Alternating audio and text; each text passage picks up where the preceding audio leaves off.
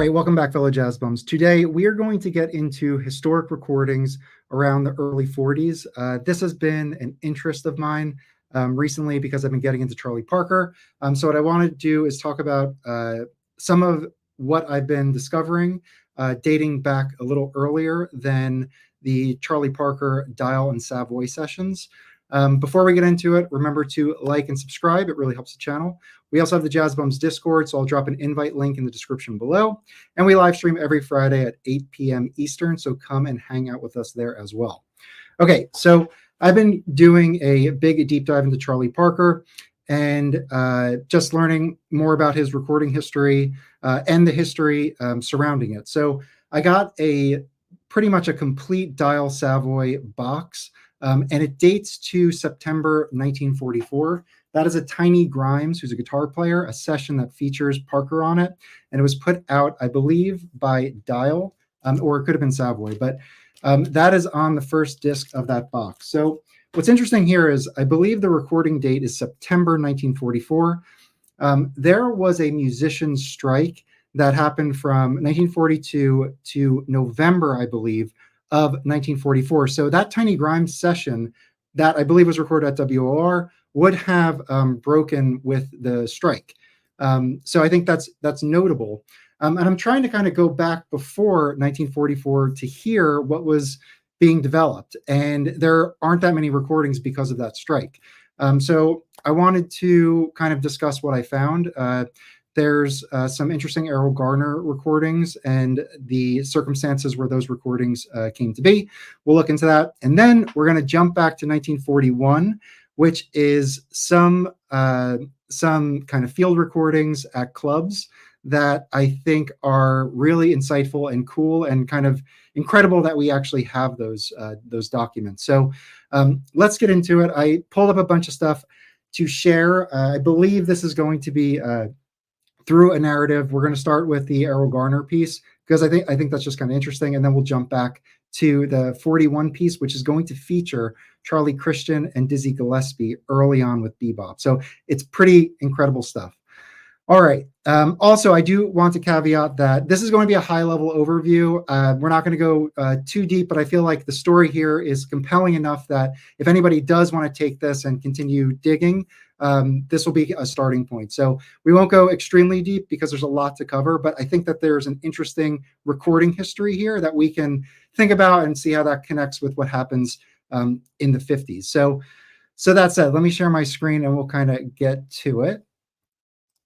All right, so here's Errol Garner. So what I wanted to start with was outside of the Charlie Parker stuff from 1944, which, I mean, we can get into, but I have that recording here. We also have a December recording of Errol Garner from Timme Rosenkrantz apartment in New York City. So Timme Rosenkrantz, he was a European aristocrat. I think he came over due to circumstances during World War II, stayed in New York, and was a patron of the jazz scene. So here you can see he's sat next to Duke Ellington.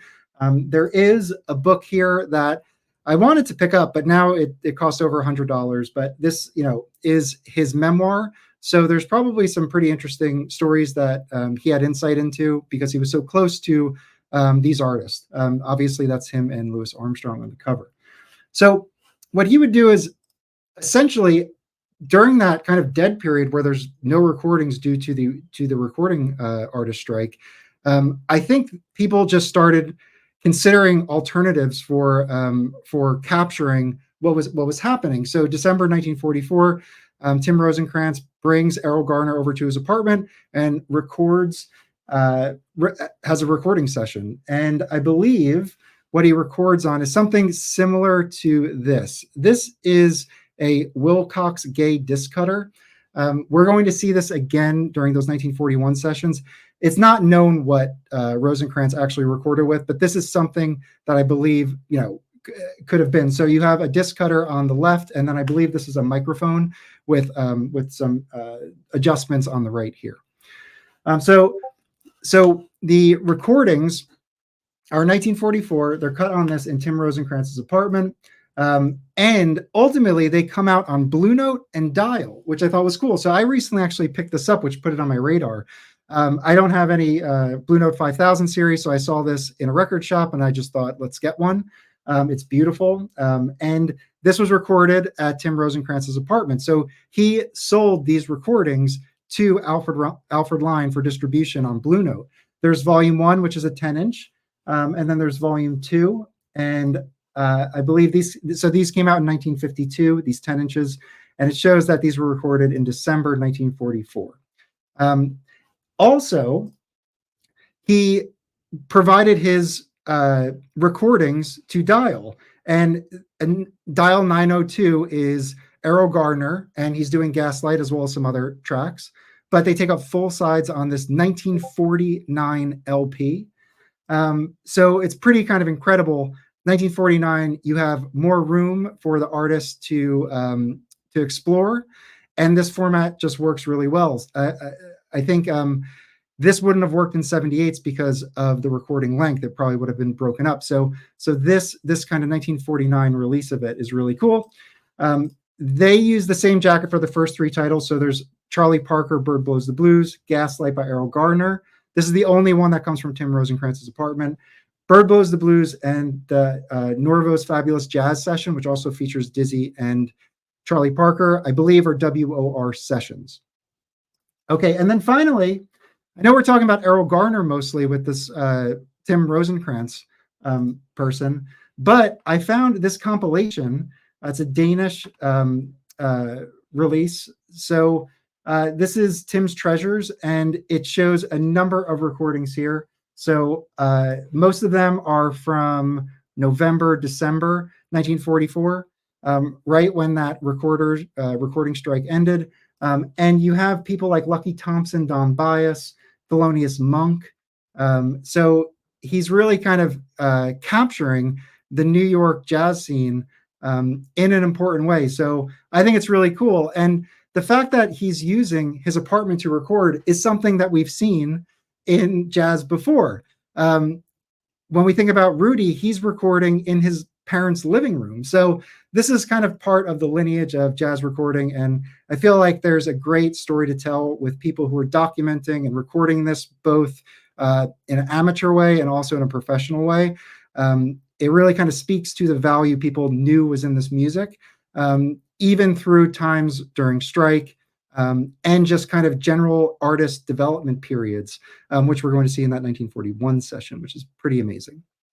Okay, so we just did Errol Garner. I did want to just quickly take a note. There are other quote-unquote field recordings, and they mostly focus on, this I pulled up because Rosenkrantz does the liner notes on the back here. So this is an Art Tatum release on Stinton. Stinton, I believe, is who put out Jazz at the Philharmonic Volume 1, I think from 1946.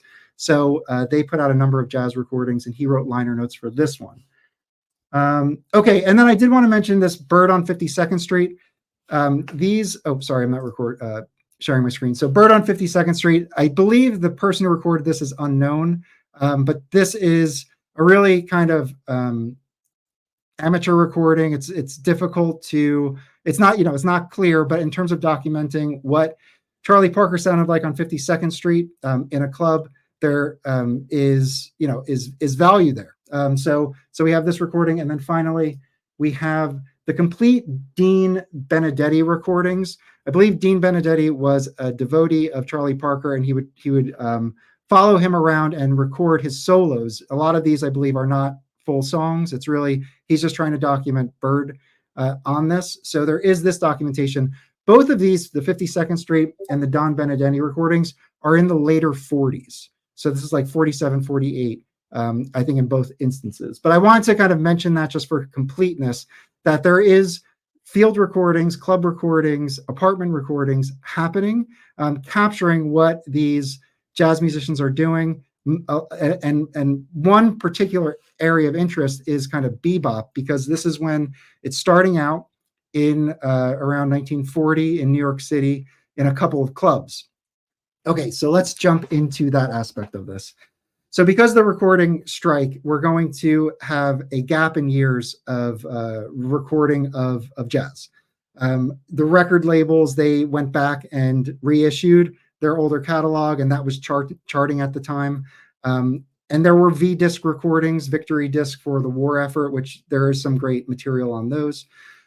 So prior to that, I was looking around and I found these two recordings from Minton's and Monroe's. So Minton's and Monroe's were early in the formative, were important in the formative years of bebop, particularly this 1941 year that we're going to look at. So let me just share my screen real quick. So Minton's is a club in Harlem. I believe it opened in 38, and by 1940-41, jazz musicians were going up there, and there was bebop, but there was also other stuff too. There's trumpet battles. There's all this kind of cool swing stuff happening there. But these recordings that we're going to get into are specifically around bebop. So it was Minton's Playhouse and Clark Monroe's Uptown House as well. And both these venues were recorded by Jerry Newman. So this is just a picture of one of the early pictures of the Uptown House here, Monroe's Uptown House from the street level. You can see the marquee there. So this is Jerry Newman.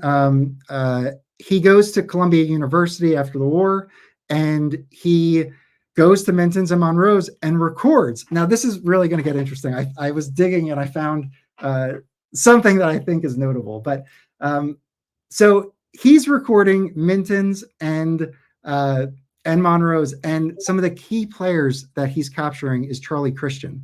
So Charlie Christian was part of Benny Goodman's orchestra, and I believe at this point he may have been, like in 1941, he may have been leaving the orchestra or left the orchestra, and he's at Minton's and he's playing bebop with Dizzy. And some of the house bands at Minton's, which I think is like Kenny Clark and all these famous jazz musicians. The attribution for the musicianship on these, I don't know if it's 100% complete, but people know who were the house band at the time, and you can kind of piece things together. But Monk's on this as well. So these are recordings that they're working through material. These are, obviously if you're in the club, on these recordings, you can hear people talking over the music as well. But he's recording these, and they get put out on Esoteric Records. I believe these are the first time, like the first commercial releases of these.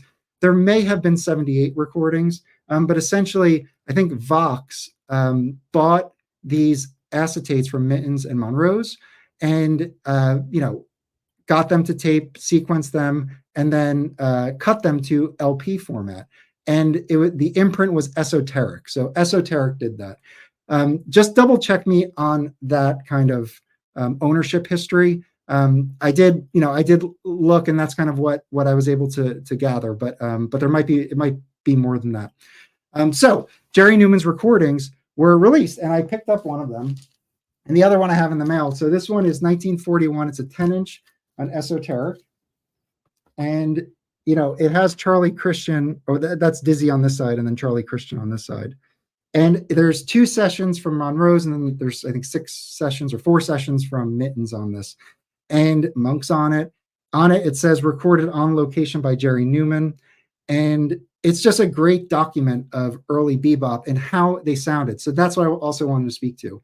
So Charlie Christian's work with electric guitar in jazz was some of the earliest, and I think, best, that led to, everybody, him influencing everybody who came after him. He died young, so it's kind of incredible that we do have a recording of his here, because they are extremely limited. And this is one way that, that we've preserved him as an artist. So this is a great document in that regard as well. But when you listen to this, and it's just like when I was listening to the early Parker stuff, it sounds like they're establishing everything that comes for the next 20 years. Like they set like this blueprint of having. I mean, when I listen to the early bebop stuff, it just captures my attention in a way that brings me into what they're soloing and how they're working together in a way that I never, that didn't happen before this. I think maybe in 1939, Ben Webster with Body and Soul. I think that was a precursor of where things were going. And then, obviously the bebop guys came in and really made it their own. But the thing is, 1941, although this recording, it sounds like a field recording, so it's not going to be great, but you can hear the music and they're playing like this in 41, which is just notable because we know that how things, that basically this style persisted for the next like 20 years, and people were just kind of honing this, and it's just here. It's just great to hear the early stuff. So I think this is a cool thing to have. If you ever see these esoteric records, definitely worth grabbing. And I just wanted to continue showing and talking about Jerry Newman because there is some interesting stuff here. So this is when these are the original acetate masters of Charlie Christian that Jerry Newman recorded. Here it says they're good to be used once. If you want to record them again or master them again, it's $250. So this is an esoteric counterpart that it's leased to. So I think this came later than what the record I just showed, but this is just a visual of these. Inside this are the acetate discs. This is probably what they were cut on. So Jerry Newman probably had something like this is another type of that that Wilcox Gay. I think this might just be the cutting piece. It's not the microphone piece. And then I wanted to show this. So I'm digging into who this Jerry Newman guy is. And I find this article, okay, which I think is just cool because even at the bottom, you could say that Flip and Roy blow with the jazz at the Philharmonic. But in here, listen to this. This is Jerry Newman, the guy who recorded Dizzy and Monk and Charlie Christian. He says this. He goes, quote, "But Parker, I really passed him up. He blew so wild, I used to turn the machine off when he started playing." So he is a critic of Parker.